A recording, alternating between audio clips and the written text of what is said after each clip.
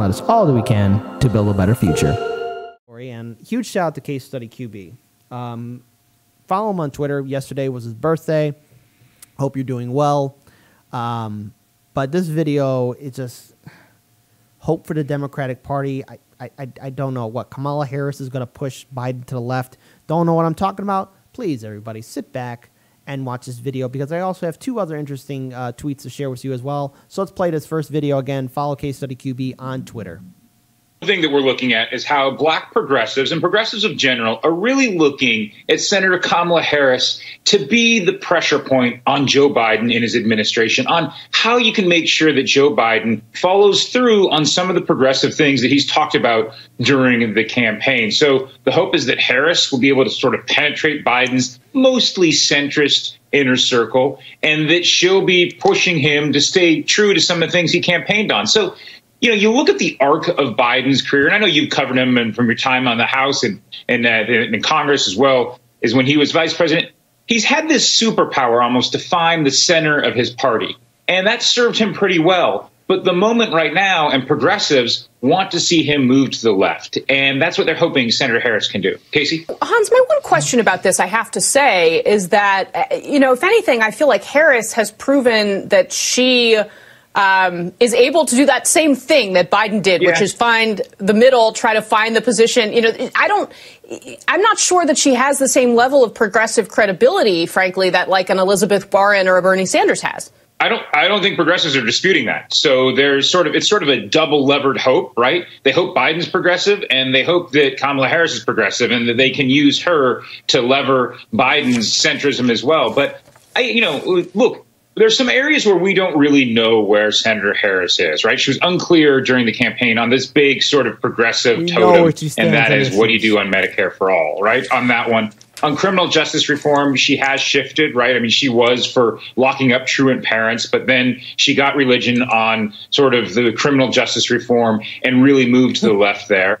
On fracking, we saw that during the vice presidential debate as well as the actual debate. We know that Harris is to the left of Joe Biden on some of the climate change issues. So we're arguing degrees here, and I think that we're going to see to what extent there's going to be an internal fight in the Democratic Party over degrees of differences when, for the most part, people are on the same page. And that's really, I think, something we'll be watching if Joe Biden wins, is how big are the rifts within his own party? Because clearly they're sweeping a lot of them under the rug right now.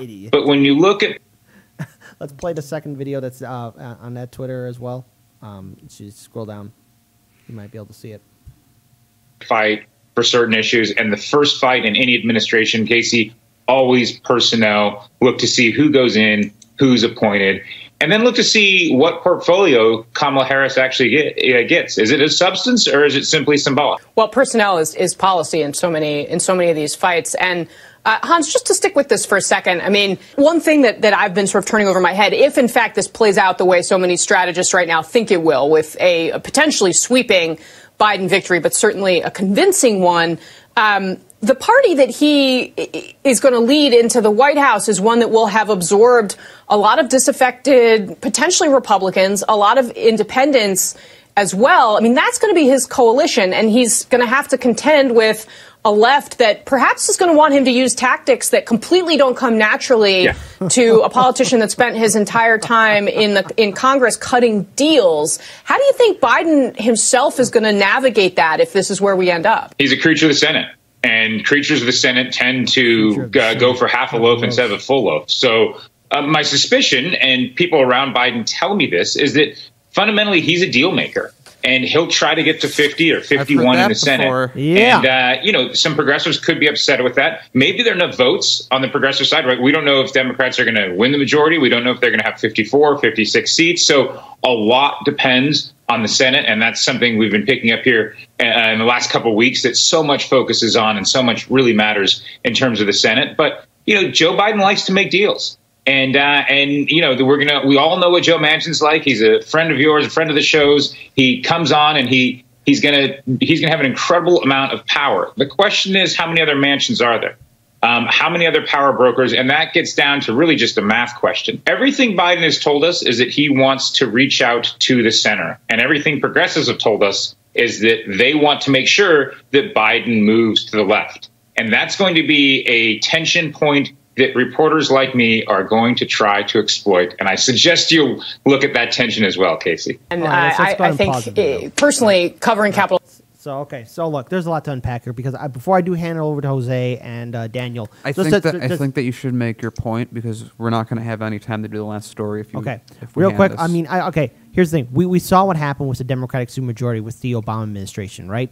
They did nothing. Well, Biden's a deal maker. Look at all the deals that he's done in the past. We repeated everything. How many is 30-plus years in politics? He constantly keeps screwing up. We're hoping for hope the Democrats are going to change. They're not going to change because they're casting aside progressives and independents. They're casting aside non-voters.